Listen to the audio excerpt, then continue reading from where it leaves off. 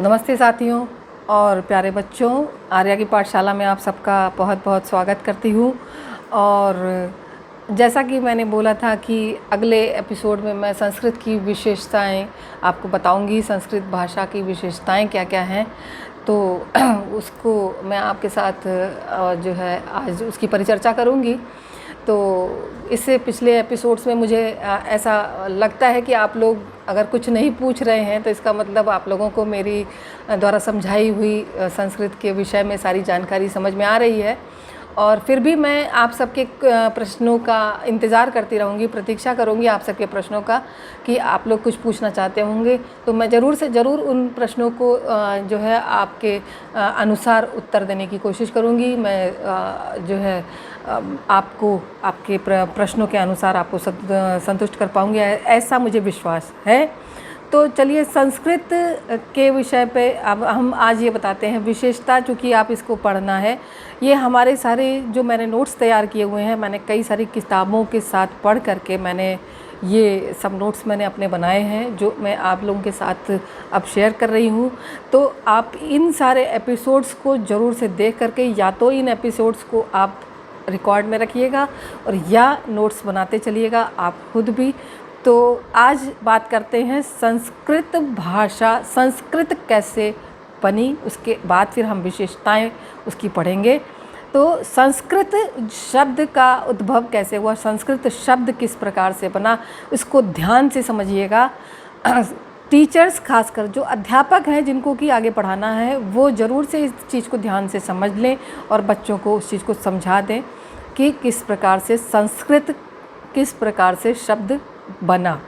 संस्कृत सम plus suit प्रत्यय plus कृ करणे plus क्त प्रत्यय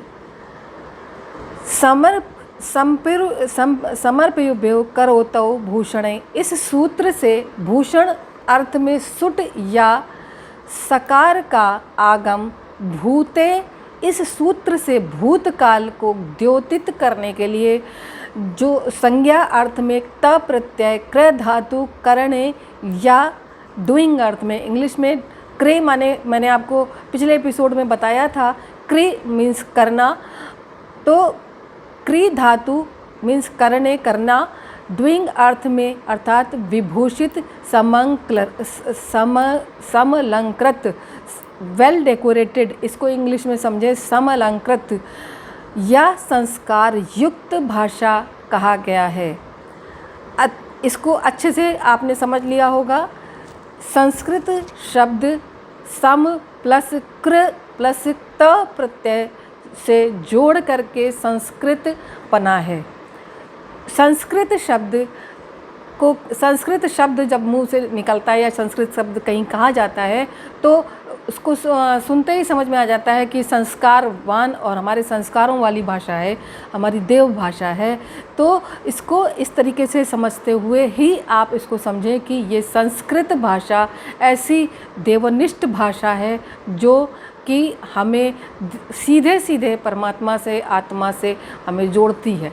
तो संस्कृत को संस्कारित करने वाला कोई भी साधारण भाषाविद नहीं बल्कि महर्षि पाणिनि, महर्षि कात्यायन और योग शास्त्र के प्रणेता महर्षि पतंजलि जी हैं। इन तीनों महर्षियों ने बड़ी ही कुशलता से योग की क्रियाओं को भाषा में समाविष्ट किया है। यही इस भाषा का रहस्य है। शब्द रूप जो मैंने आपको पिछले एपिसोड में पढ़ाया, शब्द रूप, इसकी संस्कृत में शब्द रूप मुख्य होता है, धातु रूप मुख्य होता है। तो शब्द रूप विश्व की सभी भाषाओं में एक शब्द का एक या कुछ ही रूप होते हैं, जबकि संस्कृत में प्रत्येक शब्द के 27 रूप होते हैं। इसके विषय में हम आगे भी पढ़ेंगे। जबकि संस्कृत में प्रत्येक शब्द के 27 रूप होते हैं। जैसा मैंने बताया कि मैं आपको विभक्तियाँ और वचन जब पढ़ाऊँगी तो आपको शब्द रूपों के विषय में बताती चलूँगी। जैसे कि मैंने आपको बताया वह, सह शब्द रूप है वह, उसकी संस्कृत हुई सह, एक वचन, द्विवचन, बहुवचन में 3 हो गए। इसी प्रकार के 7 विभक्तियाँ वहाँ पर होती हैं और 7 विभक्तियों की 3, 7 या 21 और बाकी जोड़ लीजिए। अगर संबोधन वाला भी जोड़ लेते हैं तो सारे जोड़ करके 27 रूप हो जाते हैं। तो आगे हम इन सबको डिटेल में पढ़ेंगे। द्विवचन, जैसा मैंने आपको बताया कि ये 2 सभी भाषाओं में एक वचन और बहुवचन, और जबकि संस्कृत में द्विवचन होते हैं।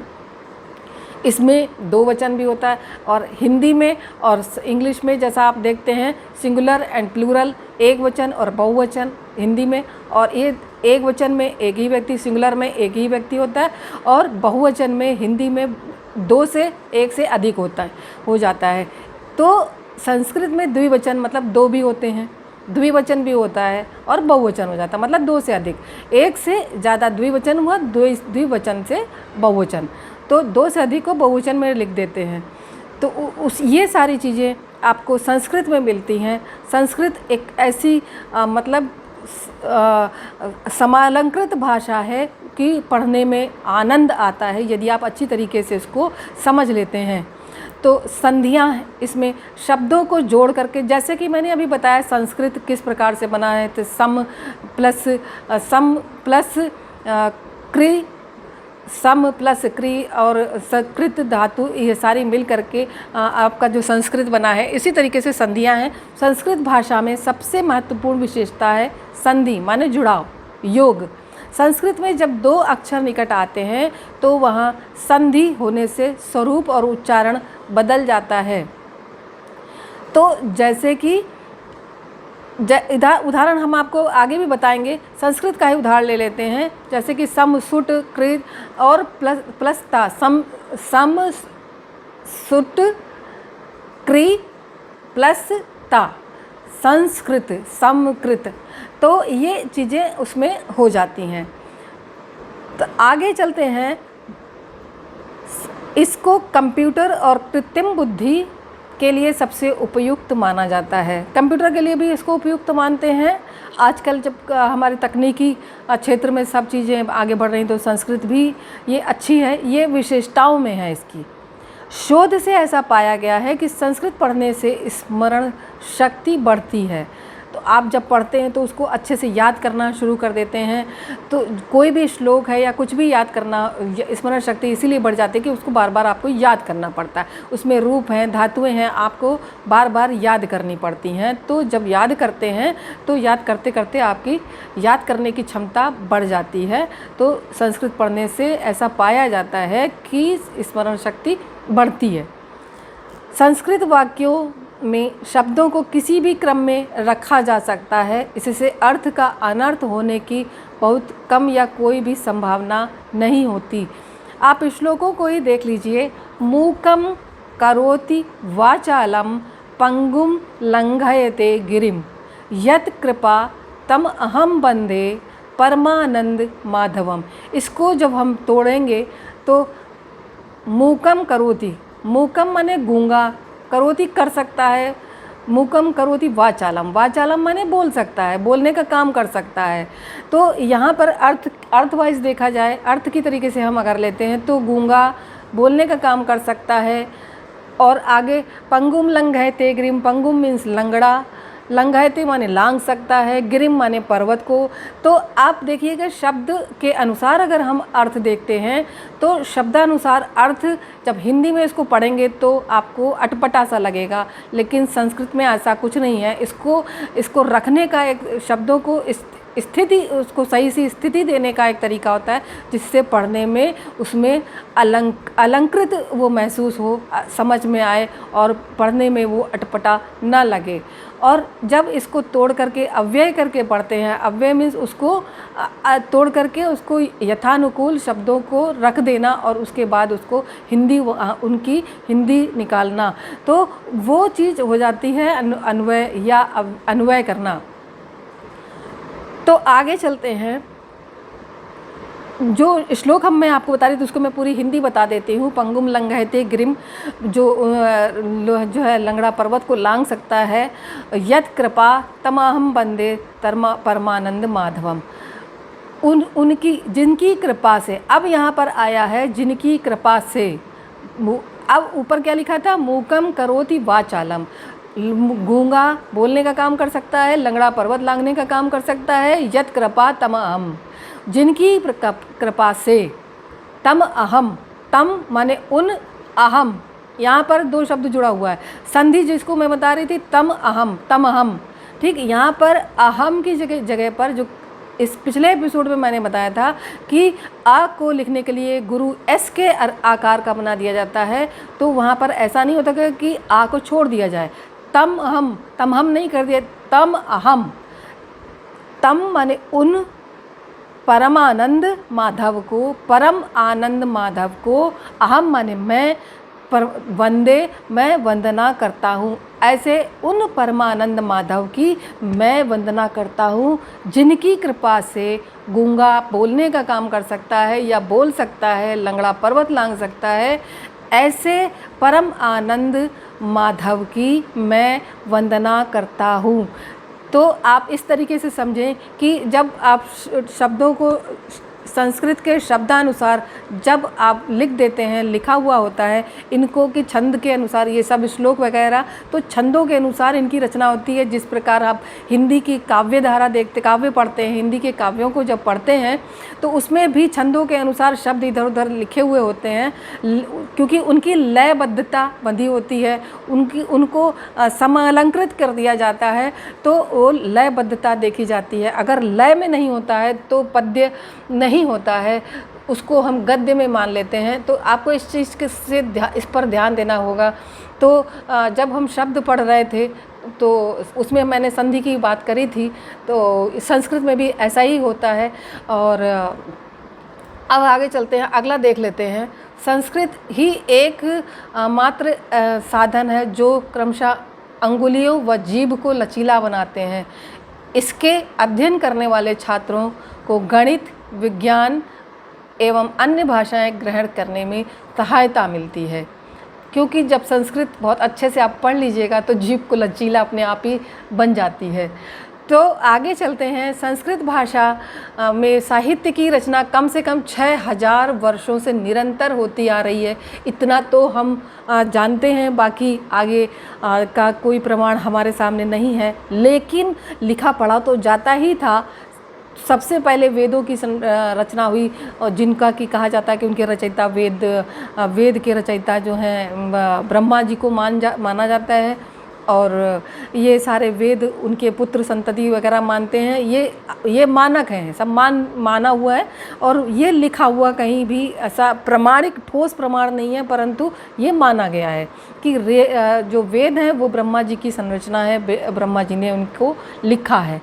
तो आगे अब हम देखते हैं कि संस्कृत भाषा कम से कम 6000 वर्षों से निरंतर जो है चलती आ रही है। इसके कई लाख ग्रंथों के पठन पाठन और चिंतन में भारतवर्ष के हजारों पुस्तक के करोड़ों सर्वोत्तम मस्तिष्क दिन रात लगे रहे, और आज भी लगे हुए हैं।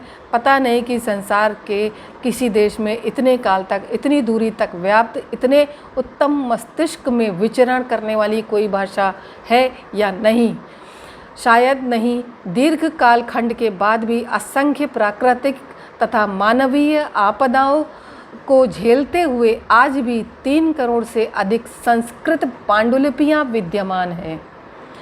यह संख्या ग्रीक और लैटिन की पांडुलिपियों की सम्मिलित संख्या से भी 100 गुना अधिक है। निस्संदेह यह संपदा छापाखाने के आविष्कार के पहले किसी भी संस्कृति द्वारा सृजित सबसे बड़ी सांस्कृतिक विरासत है।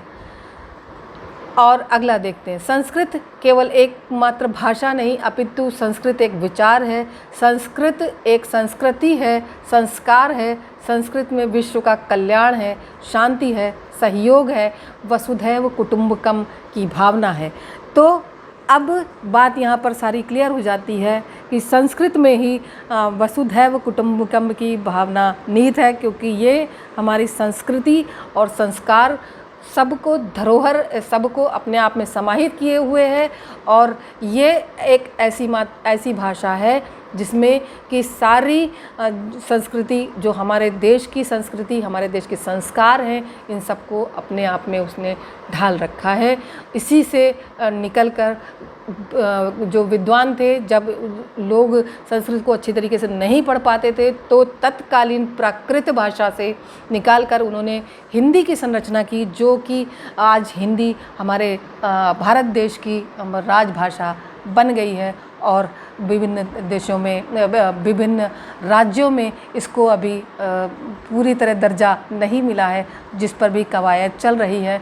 तो हम आपको, जैसे मैंने पहले बताया था कि मैं 3 दिन संस्कृत और 3 दिन हिंदी चलेगा, तो मेरा जो है संस्कृत की एपिसोड इस समय ख़त्म होती है और अगली एपिसोड हिंदी की होगी।